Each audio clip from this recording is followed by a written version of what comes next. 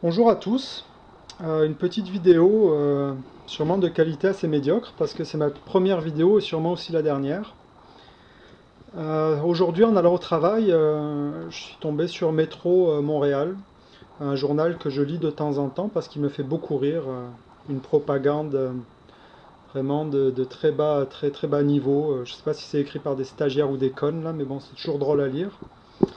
Et donc Métro Montréal, édition, je ne sais pas si on peut lire là, week-end 10 et 12 février 2012. Métro Montréal, édition 10-12 février 2012, du week-end. À la page 12, on a un article sur la Syrie. Les diplomates partent, l'horreur continue. En légende, un rebelle sur le point de tirer à Idlib en Syrie. Le régime d'Al-Assad a mené d'autres attaques meurtrières hier à Homs. Photo Associated Press. Alors, pourquoi cette vidéo? Moi, je fais du tir, je m'intéresse aux armes, j'ai une petite collection moi-même. Et donc, par curiosité, je regardais qu'est-ce qui était dans les mains de ce rebelle syrien, qu'on nous présente comme un déserteur de l'armée syrienne. On a une Kalachnikov AK-74. Alors l'AK-74, c'est ce qui a succédé au AK-47, AK-47 7,62 par 39 mm. Donc là, on a un AK-74 en, je pense, 5,45 par 39 mm. Et un K74, c'est ça. Voilà, c'est en plein ça. Alors regardez la crosse d'un AK74. On voit que c'est tout droit dessous. Vous voyez à cet endroit-là, c'est tout droit. Et si on regarde sur la photo, il y a un cran. Il y a un cran et un genre de bouton qui dépasse sur la crosse. Alors ça, c'est pour une raison très simple. C'est que c'est pas une crosse d'AK74, c'est une crosse de M4. Regardez la crosse du M4. On a le cran ici et le petit bouton qui dépasse. Ah, j'ai une crosse de M4 ici. Vous voyez le cran et le petit bouton. Le cran et le petit bouton qui dépasse. Alors le M4, c'est ce qui a succédé au M16. Le M16, fusil d'assaut de l'armée américaine pendant la guerre du Vietnam. Le M4, fusil d'assaut de l'armée américaine pendant les guerres d'Irak et d'Afghanistan. Donc qu'est-ce qu'une crosse de M4 fait sur un AK-74 russe? Eh bien en fait c'est quelque chose qu'on voit assez couramment aux États-Unis parce que les Russes prévoient de combattre en général avec des gros manteaux parce qu'il fait froid en Russie une bonne partie de l'année. Donc les crosses sont plus courtes. Avec des gros manteaux plus le gilet pare-balles, on a besoin de crosses plus courtes. Et la crosse du M4 est ajustable en longueur. Donc souvent les Américains qui ont des Kalachnikov vont mettre un adapteur pour mettre une crosse de M4 sur une Kalachnikov. C'est ce qu'on voit ici.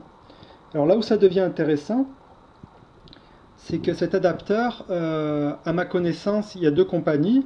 Il y a la compagnie Ace aux États-Unis, mais ça ne ressemble pas tellement à ça. Et ensuite, une compagnie israélienne qui s'appelle Tsahal.org. Alors, Tsahal.org, qui est une compagnie qui offre des accessoires pour, on va dire, customiser les fusils d'assaut, les pistolets, ce genre de choses. Et là, on a un adapteur de cross M4 sur AK-74, pour AK-74. Tsahal.org. Ensuite, si on regarde la photo de notre rebelle syrien, on peut voir devant sa main gauche un genre de petite poignée là, avec des stries dessus. Et ça, c'est assez intéressant parce que sur tsahal.org, on a exactement le même modèle. Alors c'est une poignée qui s'ouvre comme ça. Et sinon, sur la photo, la poignée est repliée comme ça. Alors là, moi, je suis absolument catégorique. Je n'ai vu ça que par des compagnies, enfin une compagnie israélienne. J'ai jamais vu ça aux États-Unis. Je connais aucune compagnie américaine qui produise une poignée de ce type.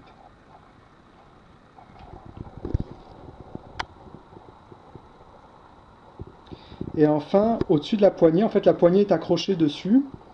Autour du canon, on a ce qu'on en anglais on appelle une handguard qui entoure le canon. Si on va sur un AK-74 stock sorti d'usine, alors c'est ça là, c'est ça, c'est ça. Alors, vous voyez, c'est en polymère et c'est tout lisse. Sur la photo, je pense que c'est aussi en peut-être en aluminium, mais sûrement plus en polymère.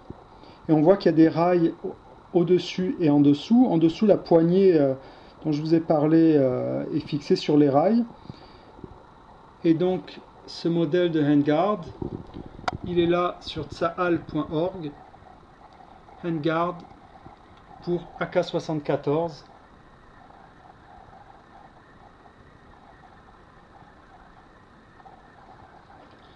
Et ce qui est encore plus intéressant, tsahal.org propose des kits où on retrouve tout ce qu'il y a sur la Kalachnikov de notre rebelle syrien. Donc la crosse de M4 avec l'adapteur. La poignée on ne la voit pas à cause elle est cachée sur la photo par la main du tireur. On a le handguard et on a la poignée pliante. Kit vendu par tsahal.org et qu'on retrouve sur le fusil d'assaut du rebelle syrien.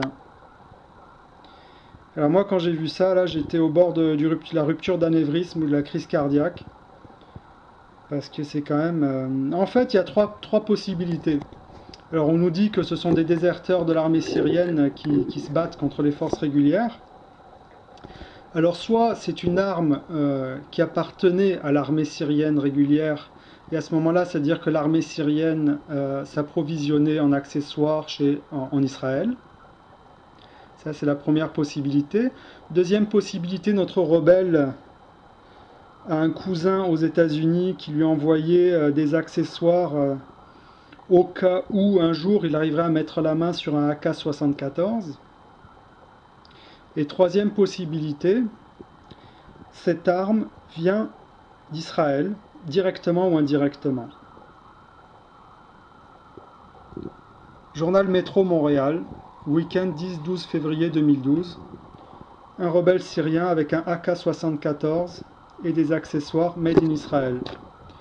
Alors si on va sur tsahal.org, on peut aller à About et on a l'histoire de la compagnie avec Yitzhak Rabin, Ehud Olmert, Ariel Sharon,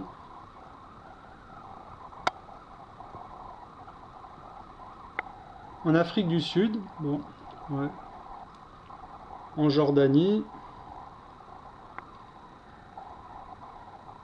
et puis les enfants qui servent dans l'armée israélienne. Voilà, je voulais partager avec vous cette petite découverte. Photo d'Associated Press, un rebelle syrien, une arme russe, des accessoires israéliens. Merci d'avoir regardé. Bye bye. En visionnant ma vidéo, je me suis rendu compte que la poignée qui est sur l'arme de notre soldat syrien n'est pas exactement celle que je vous montrais sur le site de tsahal.org, c'est quasiment la même. En fait sur tsahal.org c'est le nouveau modèle et sur la Kalachnikov du syrien c'est l'ancien modèle. Alors je voulais vous montrer l'ancien modèle pour que vous voyez que c'est exactement celui qu'il y a sur la photo d'Associated Press. Donc on peut voir AR-15 M16 Folding Vertical Grip et Manufacturer, vous pardonnerez l'accent, Command Arms ACC, vous voyez, juste là, Command Arms ACC, et moi j'ai personnellement une poignée de Command Arms ACC, CAA, je pense qu'on peut le voir ici, et juste en dessous de CAA, je ne sais pas si vous pouvez le lire, Made in Israel.